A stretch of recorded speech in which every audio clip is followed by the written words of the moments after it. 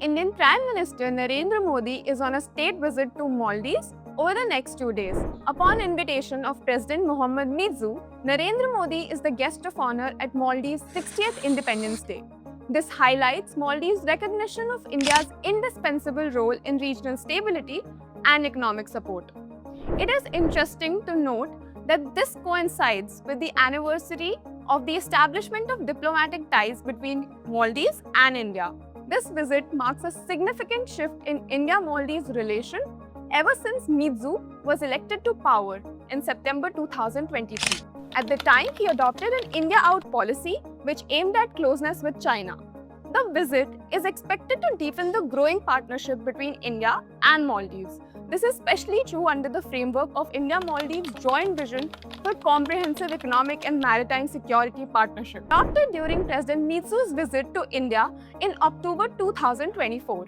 The foundation of this relationship was laid in 1981 when both the countries signed a bilateral trade agreement under which India assured the export of essential commodities to Maldives. In 2023, the trade between the two nations stood at $548 billion.